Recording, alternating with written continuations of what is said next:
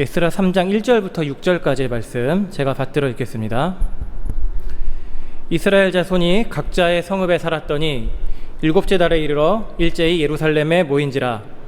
요사닥의 아들 예수아와 그의 형제 제사장들과 스알디엘의 아들 스룹바벨과 그의 형제들이 다 일어나 이스라엘의 하나님의 제단을 만들고 하나님의 사람 모세의 율법에 기록한 대로 번제를 그 위에서 드리려 할세.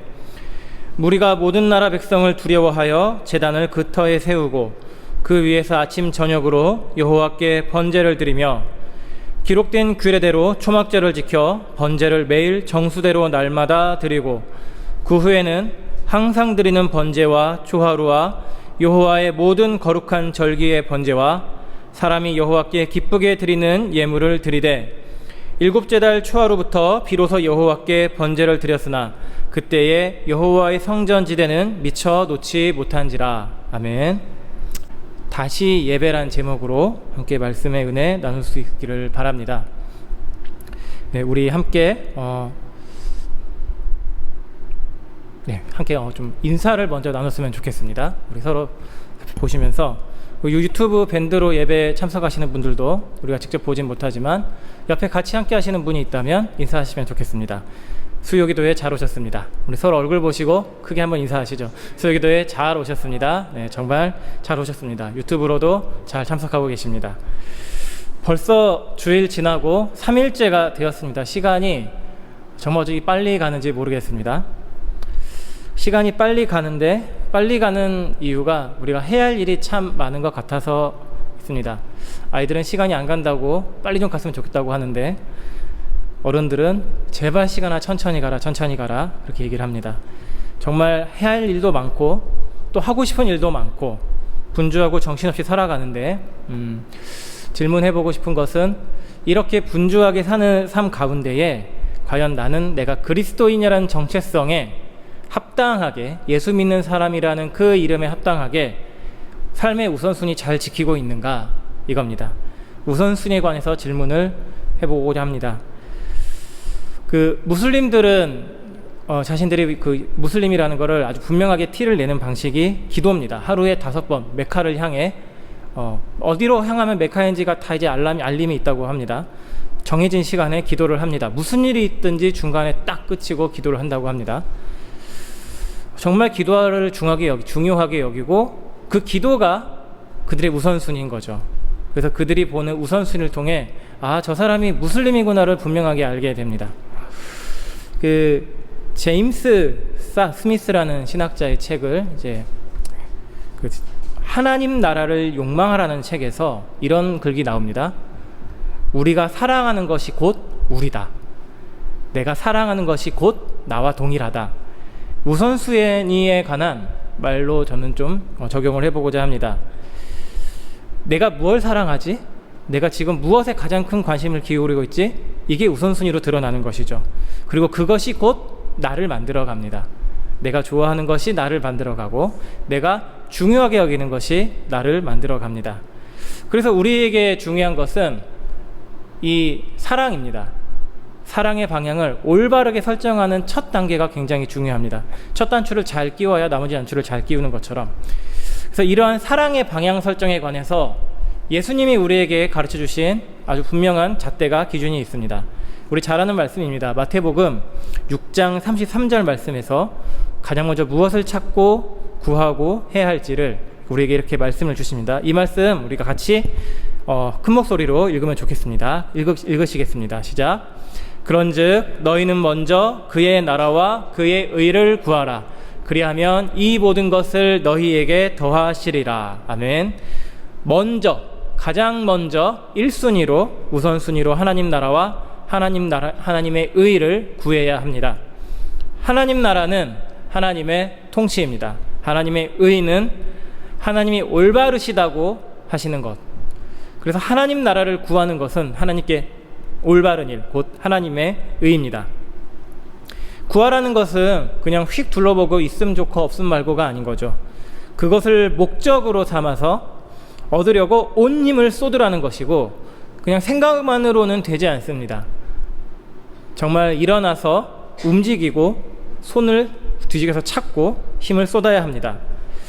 그러니까 무슬림이 하루 5번 드리는 이 기도가 보면은 율법주의적인 거 맞습니다.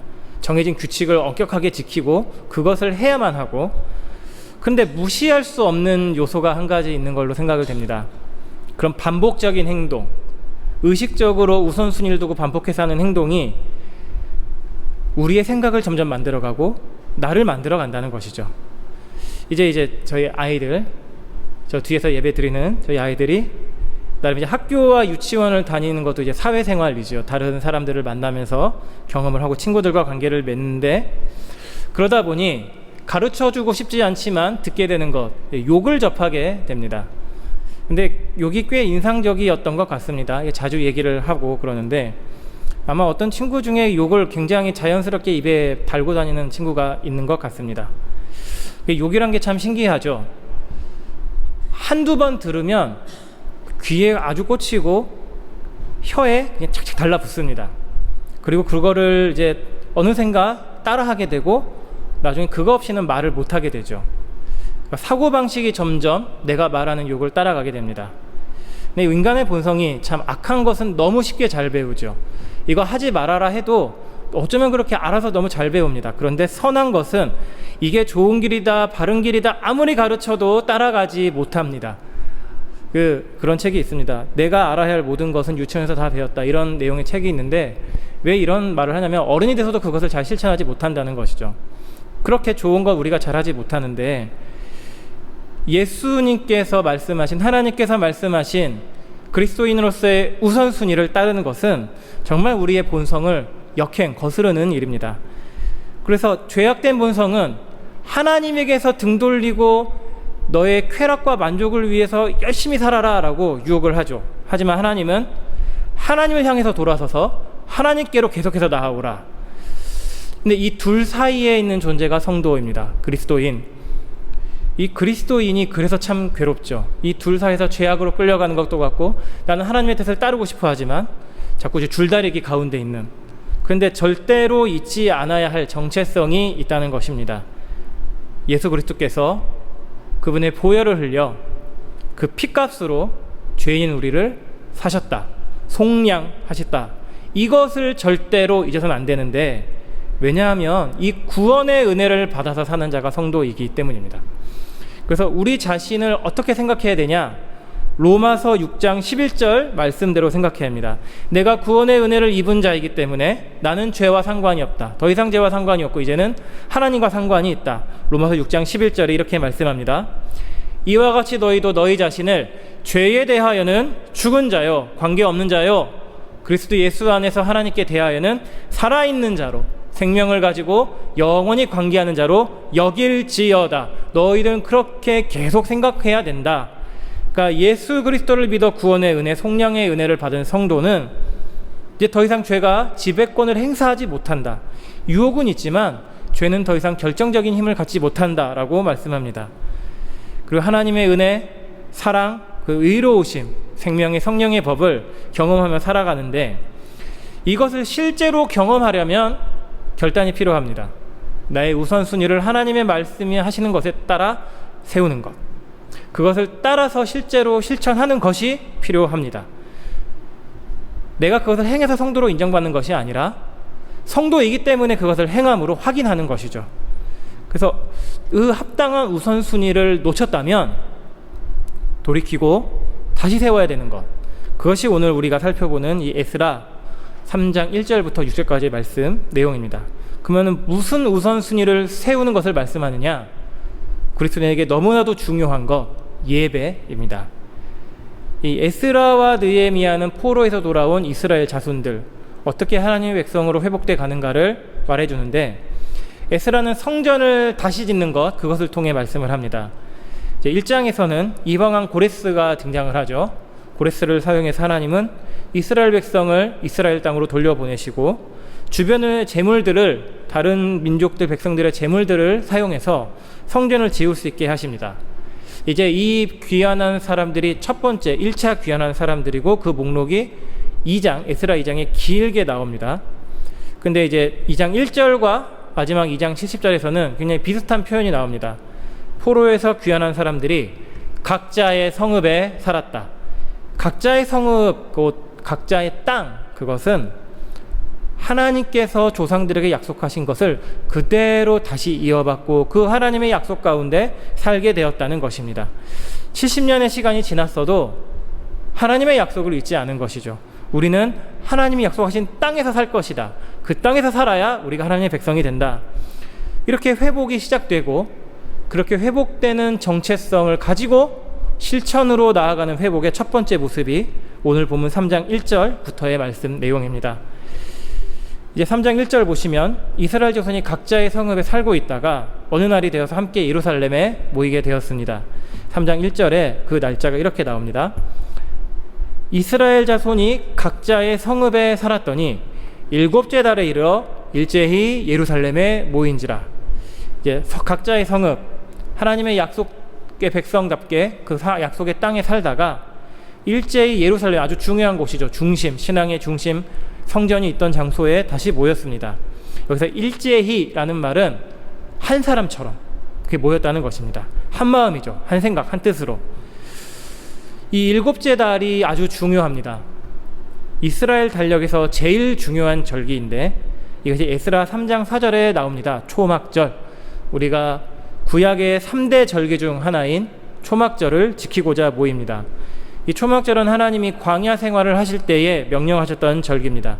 광야 생활을 끝내고 약속의 땅에 들어가서 하나님이 광야 생활을 하신 것을 기억하라 라고 주신 절기이고 그 의미를 레위기 23장 43절에서 분명히 이렇게 하나님이 말씀을 하십니다. 이는 내가 이스라엘 자손을 애굽 땅에서 인도하여 내던 때에 하나님이 출애굽 구원을 하시던 때에 초막에 거주하게 한 줄을 너희 대대로 알게 하려 하심이라.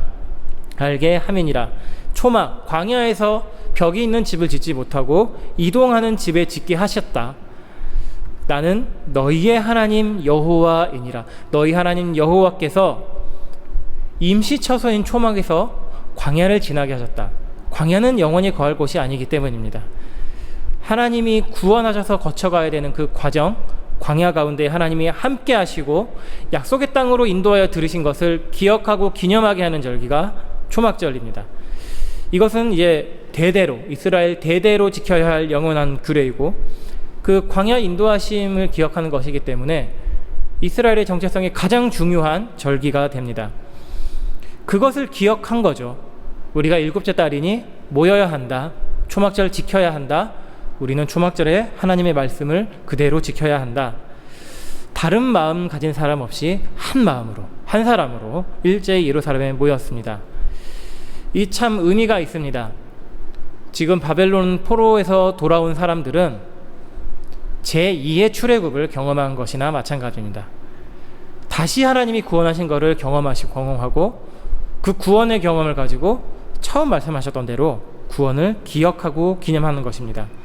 그래서 에스라 3장 2절에 그들이 어떤 태도로 보이는가가 이렇게 나옵니다. 요사닥의 아들 예수와 그의 형제 제사장들과 스알디엘의 아들 스룹바벨과 그의 형제들이 다 일어나, 모두 다 함께 일어나 목적이 있는 것이고 뜻이 있습니다. 무엇을 위한 것이냐면 하나님의 제단을 만들고 하나님이 사람 모세의 율법에 기록한 대로 하나님의 말씀으로 규정한 대로 번제를 그 위에 드리려고 한 것입니다. 그러니까 초막절을 어떻게 지키냐, 그냥 모여서 천막 짓고 끝나는 게 아니라 하나님 말씀하신 그대로 하나하나 차근차근 지켜나가고자 한 것입니다. 그것의 첫 번째가 번제를 드리는 것이죠. 이 번제, 짐승제사에서 레위기에 가장 먼저 나오는 제사이고 무슨 제물을 드리냐, 흠없는 수송아지, 순양 또는 순염소, 꽤 값이 나갑니다. 수컷은 암컷보다 이제 귀하게 취급되었습니다. 씨를 퍼뜨려야 되기 때문에. 그런 값 나가는 귀한 가축인 수컷을 고기를 먹지 못하고 가축 전부 다 불로 태워 하나님께 바치는 제사가 번제였습니다.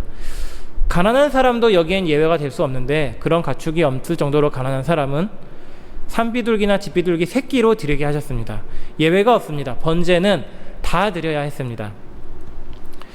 기본 제사였습니다. 번제는 이스라엘이 드리는 모든 제사의 가장 기본되는 제사였고 이 번제를 하나님이 받으시는 의미는 그 사람을 받으시는 것입니다. 그래서 번제의 의미는 하나님께 나를 온전히 드립니다. 온전히 헌신합니다. 나를 받아 주옵소서. 그것이 레위기 1장 4절에서 이렇게 말씀이 나옵니다. 그는 번제물의 머리에 안수할지니 제물과 동일시되어서 그를 위하여 기쁘게 받으심이 되어 하나님께서 기쁘게 그를 받으심이 되어 그를 위하여 속죄가 될 것이라. 이제 번제를 드리는 사람은 그 자신을 하나님께 드리는 것이고 그의 죄를 하나님께 속함 받습니다. 그 번제는 하나님께서 향기로운 냄새라고 하십니다. 그 사람이 제물로 드려지는 사람이 하나님께 향기로운 존재로 드려지는 것입니다. 온전한 관계를 위한 제사, 하나님께 나를 드립니다. 죄를 용서받고 온전히 헌신하는 그런 제사. 이 구약의 구약의 절기들은 그냥 놀고 먹으라는 휴일이 아닌 것이죠. 구약의 절기들에서는 언제나 제물을 바칠 것이 명시가 되고 결국 하나님이 행하신 구원의 일들을 어떠한 방식으로든지 기억하게 하는 것이 목적입니다. 다시 말해서 우선순위를 계속해서 새롭게 세워나가는 그 목적을 위한 게 하나님 구약에 말씀하신 절기입니다. 안식일에도 번제를 드렸고 매일마다 드리는 번제가 있었고 그 외에 초막절은 또 초막절의 번제를 따로 드리라고 명령하셨습니다. 우리 성경에는 그냥 번제라고만 되어 있지만 원어 성경은 번제들, 한 번만 드리는 게 아니라 여러 번 계속해서 드리게 하셨습니다. 그래서 하나님은 우리 번제를 받으시는데 딱 한 번 받고 끝이는 게 아니라 한 번 헌신하고 내가 하나님 뜻대로 살겠습니다 하는 게 아니라 계속하길 원하십니다. 이 번제를 바치려면 반드시 필요한 것이 있죠. 제단, 제물을 불태워 바칠 제단이 필요합니다. 근데 성전이 파괴되면서 다 없어졌죠. 그래서 다시 만들어야 했습니다. 제단이 의미하는 바가 무엇이냐면 우리 자신을 하나님께 드리는데 아무런 방식으로 드릴 수가 없는 것이죠. 제물 그냥 아무 불로 드리는 것을 하나님은 받으시지 않습니다. 마찬가지로 우리는 하나님께서 말씀하신 정해진 방식과 그 경계, 그 원칙에 따라서 우리 자신을 지키고 드려야 하는 것입니다. 이렇게 번제를 드리려고 제단을 만드는데 3절에 보면은 좀 굉장히 독특한 재미있는 표현이 나옵니다. 이 백성들의 마음이 어떠했는지가 에스라 3장 3절에 나오는데 일단 마냥 행복한 상태가 아니었다고 우리가 볼 수 있습니다. 그들은 3장 8절에 보시면 두려움을 느꼈다고 합니다. 무리가 모든 나라 백성을 두려워하여, 두려움이 있었습니다. 이제 귀환하고 기뻤을 법도 한데 왜 두려워했느냐? 두려워하는 대상, 모든 나라 백성이라고 되어 있는 이것은 그 땅의 거민들, 그 땅의 주민들이란 뜻입니다. 돌아왔습니다. 이스라엘에 돌아왔는데 거기에 이미 다른 사람들이 살고 있었고 주변 민족들이 살고 있었습니다. 혈통상으로는 가장 가까운 사마리아인들도 있고 이방인 암몬 족속, 에돔 족속, 모압 족속, 그런 사람들이 살고 있었습니다. 대적들이죠. 언제든지 공격할 수 있었습니다. 성벽이 없었기 때문에. 그래서 마을에서 그냥 모여 살았고 군대도 없고 지켜줄 만한 것이 없는 상태에서 이 두려움은 굉장히 현실적인 반응입니다. 포로로 귀환하고 우리가 하나님의 은혜를 받아 누렸다고 해서 현실의 문제가 당장 사라지는 것은 아닙니다. 그런데 그들이 그런 두려움 가운데 한 행동이 아주 의미가 있습니다. 어떻게 행동했냐면 백성을 두려워하여 제단을 그 터 위에 세우고 그 위에서 아침 저녁으로 여호와께 번제를 드리며, 두려워하여 제단을 쌓았다. 두려움이 원인이 되었다. 또 다르게 보면 두려워했지만 제단을 쌓았다. 이 두 가지가 다 가능합니다. 그래서 첫 번째로 두려움이 원인이었다면 우리가 하나님을 찾을 수밖에 없습니다.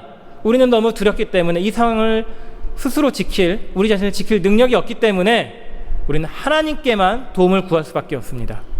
그런 의미인 것이죠. 또 두 번째로 내가 두렵지만 제단을 쌓겠습니다. 현실에 굴복하지 않고 하나님께 헌신하기로 결정합니다. 어느 의미로든 그들이 하나님을 향한 진심과 사랑으로 우선순위를 회복하려 한 것이 분명히 드러납니다. 그래서 제단을 쌓았습니다. 어디에 쌓냐면 그 터, 다 알고 있는 터입니다.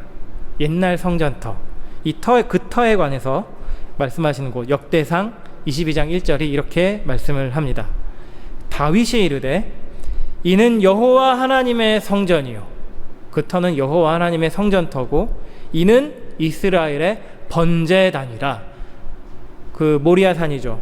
그리고 다윗이 값을 주고 성전토로 샀던 그 터, 다윗이 성전을 지으려고 처음에 줌부터 준비하고 성전이 세워졌던 그 터에 다시 제단을 세운 것입니다. 하나님, 우리가 하나님의 백성 이스라엘 자손인 것입니다. 고백하는 것이죠. 그리고 이어지는 에스라 3장 4절에서 그들이 어떻게 진심이었는가가 이렇게 나옵니다. 기록된 규례대로 초막절을 지켜 번제를 매일 정수대로 날마다 드리고, 기록된 대로 행했습니다. 자기의 마음대로 한 게 아니죠. 오늘 좀 피곤하니까 번제 한 번만 드리고 말아야겠다. 아침에 내가 늦잠을 잤네, 못 드렸네, 그냥 저녁에 한 번 드리고 끝나야겠다. 야, 재물이 상태가 좀 안 좋은 것 같아, 그냥 내일 드리지 뭐, 이런 것이 아니라 꼬박꼬박 정해진 방식대로 하나님 말씀대로 드렸다는 것입니다. 그리고 이 초막절 번제뿐만 아니라 다른 율법의 규례들도 열심히 지켰습니다. 에스라 3장 5절에 나옵니다. 그 후에는 항상 드리는 번제, 매일마다 아침 저녁 드리는 번제와 초하루, 매달 첫째 날 드리는 번제와 여호와의 모든 거룩한 절기의 번제, 절기들이 굉장히 많은데 그때마다 드리는 모든 제사를 다 드렸는데 이것이 억지가 아닌 거죠. 사람이 여호와께 기쁘게 드리는 예물을 드렸다. 억지로 드리는 게 아닙니다. 내가 하나님께 정말 기쁨과 감사로 이것을 하나님께 드립니다. 나를 드리는 것이 나의 기쁨입니다. 하나님께 드리는 것이 기쁨입니다. 이전에 조상들은 여기서 실패했습니다. 형식으로 드렸죠. 이렇게 드리니, 제사했으니 하나님이 우리를 지켜주실 거야. 하나님은 그런 것을 절대 기뻐하지 않으신다고 분명하게 여러 번 선지자를 통해 말씀하셨고, 그 중에 한 구절, 이사야 1장 13절에서 분명하게 이렇게 말씀을 하십니다. 헛된 재물을 다시 가져오지 말라. 다시 그런 재물을 받지 않겠다. 분향은 내가 가증히 여기는 바요. 진심이 없는 분향, 가증히 여기는 바요. 월삭과 안식일과 대회로 모이는 것도 그러하니 성회와 아울러 악을 행하는 것을 내가 견디지 못하겠노라. 열심히 제사 드려봤자 그런 것은 아무 의미 없다. 왜? 너희가 거칠에만 하고 중심을 들이지 않고 죄를 따라갔기 때문에, 너희의 우선순위가 하나님이 아니라 너희 자신의 욕심에 두었기 때문에 그런 것은 하나님이 견디지 못하는 것이다 라고 말씀하신 것입니다. 하나님은 형식을 정해주셨습니다. 저는 처음에는 형식에 무슨 의미가 있을까 생각을 했는데, 그래서 좀 가볍게 여긴 적이 있었는데, 이제는 이 형식 하나하나가 굉장히 중요한 의미가 있고 그 형식을 따라갈 때에 우리 마음도 따라간다는 것을 이제 알게 되었습니다. 근데 또 언제나 조심할 것이 있죠. 형식만 중요시하고 그 안에 내 진심과 사랑이 담겨지지 않으면 하나님이 그것을 가증히 여기신다는 것입니다. 그래서 우선 형식에 담아야 될 것을 내가 준비해야 되고, 올바른 형식의 것을 또한 담아내야 되는 것입니다. 그렇게 나의 기쁨을 담아 하나님께 나를 드리는 것, 하나님을 찾고 하나님을 높이기로 우선순위를 회복하는 것에 대해서 시편 50편 23절이 너무나도 우리에게 분명하게 말씀을 합니다. 이 말씀 우리가 같이 읽어보겠습니다. 읽겠습니다. 시작. 감사로 제사를 드리는 자가 나를 영화롭게 하나니 그의 행위를 옳게 하는 자에게 내가 하나님의 구원을 보이리라. 아멘. 감사, 하나님을 향한 우리 마음에 올바른 방향이 있어야 하나님은 그것으로 기쁨과 영광을 받으신다. 또 그것이 제사 드리는 자의 기쁨이 되는 것입니다. 이렇게 하나님이 기뻐하시는 진정한 번제, 우리 자신을 하나님께 기쁘게 드리는 예배를 회복하는 것, 그것이 우리가 구원의 기쁨을 누리고 삶의 회복, 신앙의 회복이 일어나는 정말 중요한 첫 단계입니다. 몸에 병이 생기면 우리는 병원을 가야 합니다. 간단한 감기 같은 경우야 많은 경험이 있어서 약 먹고 낫다고 하지만 그래도 무시 못하죠. 감기인 줄 알았더니 다른 무서운 병일 수도 있습니다. 그래서 좀 많이 아프면 병원 가서 진단을 받고 약을 먹고 치료해야 되는지 아니면 수술을 해야 되는지를 결정해야 됩니다. 전문가인 의사가 그래서 필요합니다. 내 맘대로 생각했다가는 전혀 엉뚱하게 병을 키우고 말입니다. 이것이 우리 영적으로도 참 동일합니다.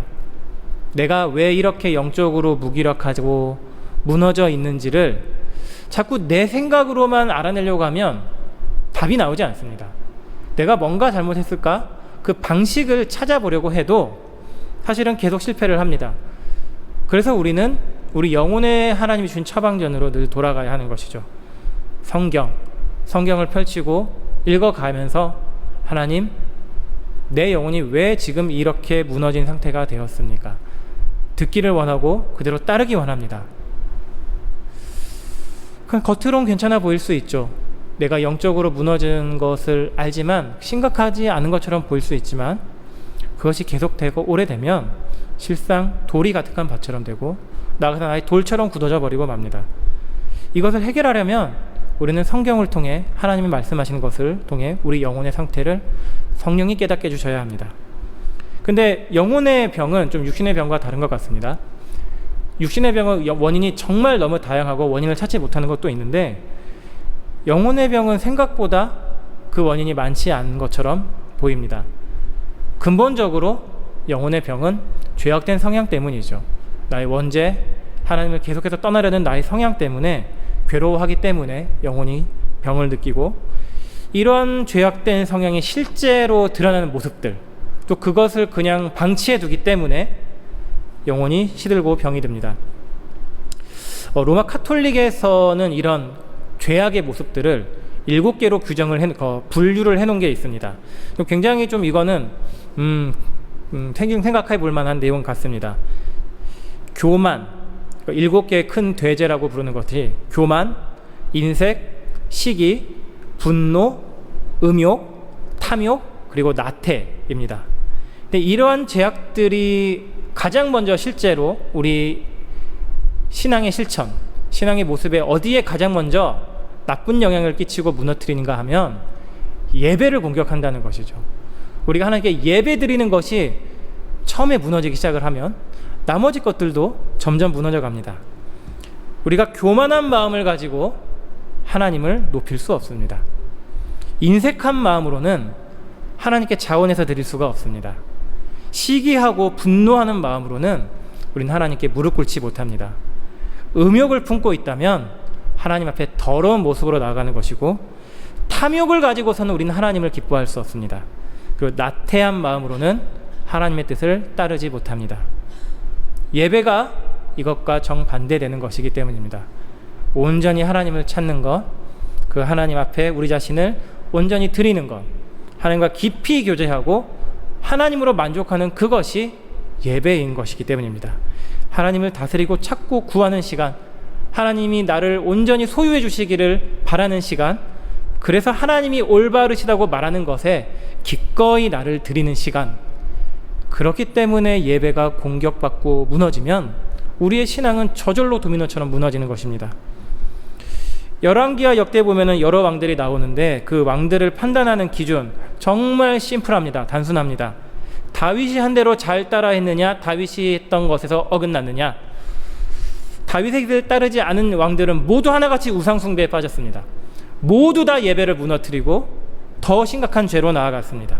반대로 다윗의 길을 따랐던 사람들, 하나님께 헌신했던 것의 정도는 차이는 있지만 모두가 공통되게 보였던 것들은 하나님을 섬기는 그 제사를 중요시 여기고 지켰고 더 나아가 회복시켰다는 것입니다. 언제나 그 하나님의 백성의 회복의 시작, 신앙의 회복은 예배의 회복부터 시작됐습니다. 이것 아니고서는 사실 다른 길이 없는 것이죠. 그리고 그 예배의 회복은 다른 게 아닌 것입니다. 하나님의 말씀이 온전하게 우리 삶을 주관하는 것, 말씀대로 우리가 하나님을 섬기게 되는 것. 히스기야가 그렇게 했고 요시야가 그렇게 했습니다. 그리고 오늘 말씀에서 포로에서 귀환한 자손들이 그 모범을 다시 보여줍니다. 규례를 따라 초막절로 모이고 정해진 대로 번제물을 드리고 제단을 다시 세우는 것, 하나님 말씀대로 자신을 헌신하는 것. 이 말씀에서 나오는 초막절, 번제, 제단, 이 세 가지가 공통되게 가리키는 한 분이 계시죠.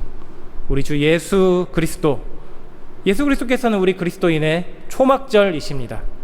우리를 죄악에서 건지시고 십자가에서 죽으심으로 우리가 하나님의 백성 되게 하셨고, 우리는 예수님을 부르고 생각할 때마다 그 구원을 기념하고 떠올립니다. 이 출애굽과 가는 구원의 은혜, 그것이 우리에게 주어졌고, 우리가 예배를 드릴 때에 무엇을 기억하냐면 예수님이 십자가에서 죽으시고 나를 구원하시고 부활하셔서 영원한 생명의 확증을 주시고 지금 우리를 위해 다시 오실 때를 기다리고 계신다는 것, 그리고 무엇보다 예수님 자신이 우리를 위해 펼치신 하나님의 장막, 초막이시라는 것. 요한복음 1장 14절이 우리에게 그것을 이렇게 말씀합니다. 말씀이 육신이 되어 우리 가운데 거하심에, 이 거하심에가 장막을 펼치심에입니다. 우리에게 주어진 하나님의 장막, 하나님의 구원의 장막이 예수 그리스도십니다. 그래서 예수님을 믿는 사람들은 매일의 생활이 사실 초막절입니다. 주 예수와 동행하니 그 어디나 하늘나라, 하나님이 장막을 펼치신 곳이 하늘나라입니다. 그리고 그렇게 구원받아 하나님의 생명을 받은 자는 진리이신 예수님, 자신을 제물로 드리신 예수님을 통해 하나님을 예배하죠. 요한복음 4장 23절 말씀합니다. 아버지께 참되게 예배하는 자들은 영과 진리로 예배할 때가 오나니 곧 이때라.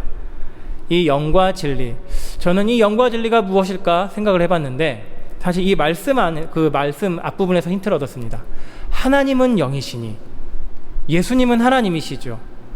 성부, 성자, 성령, 성삼위 하나님은 한 분으로 계시는데 우리 안에 거하시는 하나님의 영이 실제로 오신 분 예수 그리스도, 하나님의 진리이신 분 예수 그리스도.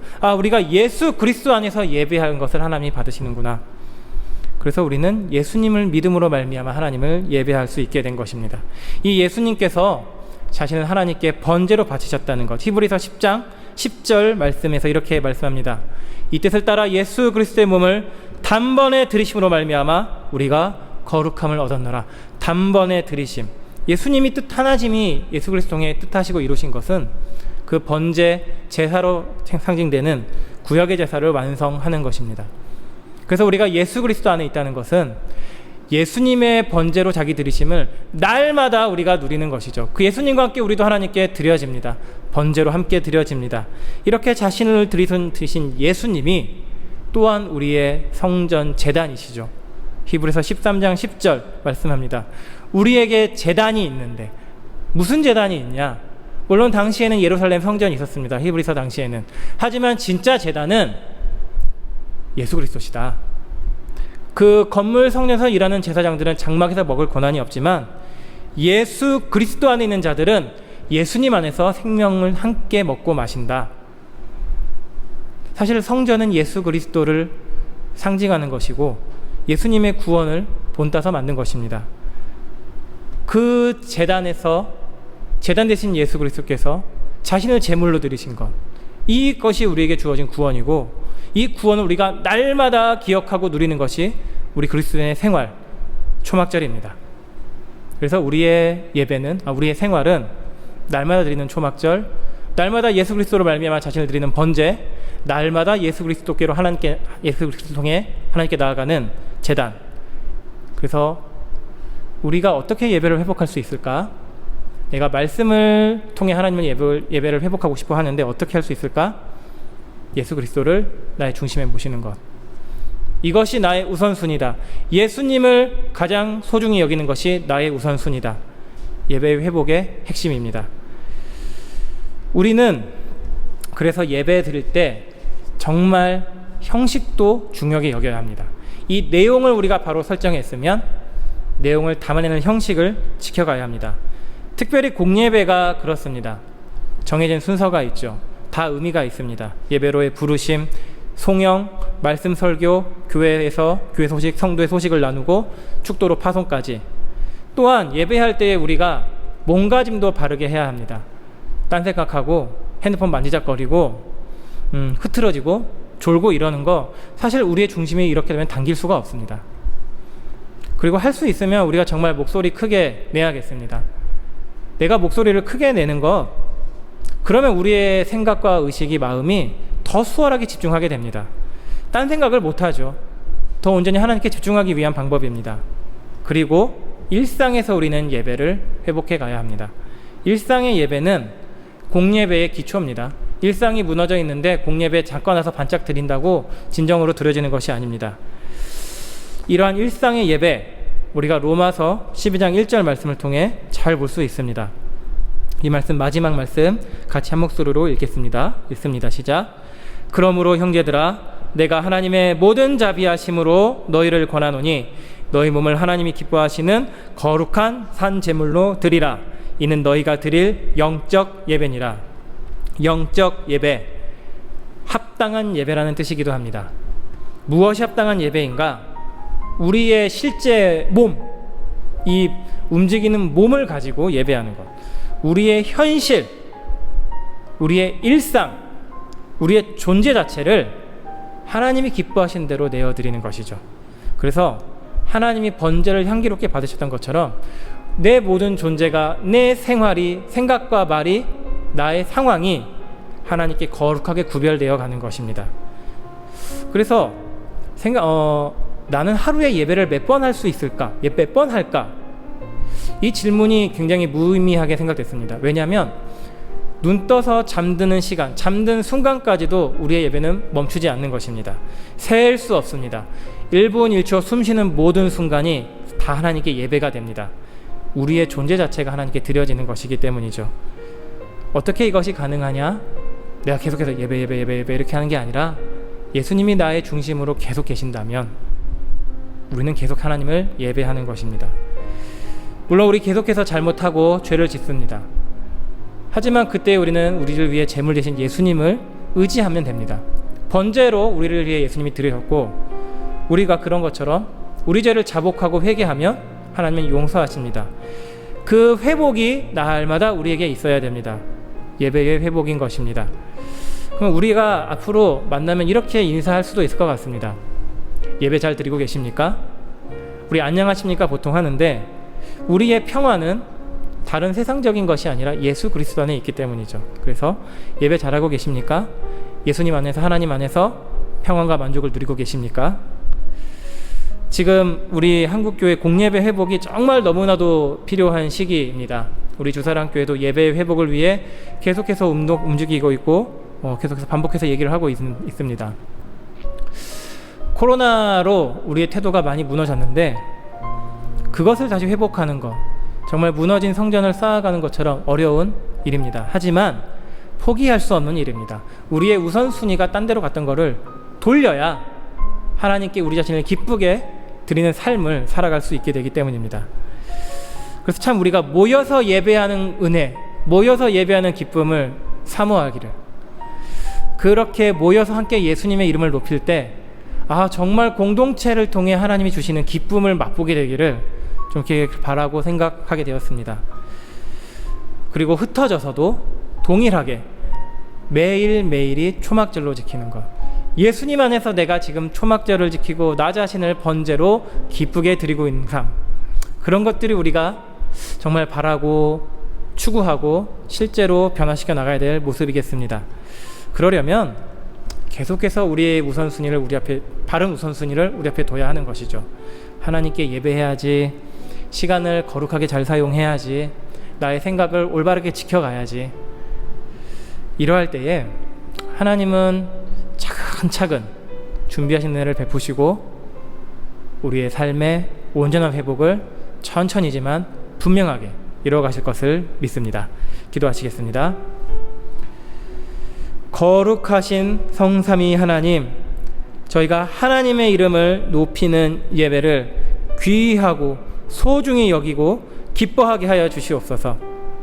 코로나로 인해 우리가 교회에 가지 않는 것이 당연하게 되었던 것을 이제 돌이키고 몸을 일으켜서 하나님께 우리 자신을 번제로 드리는, 귀한 제물로 제사를 드리는 그런 신앙의 회복이 있게 해 주시옵고, 이것이 우리의 예배의 회복으로 날마다 예수 그리스도를 구주로 모시고 나의 주로 모셔서 기쁘게 하나님께 나아가는 예배의 회복을 우리에게 허락하여 주옵소서.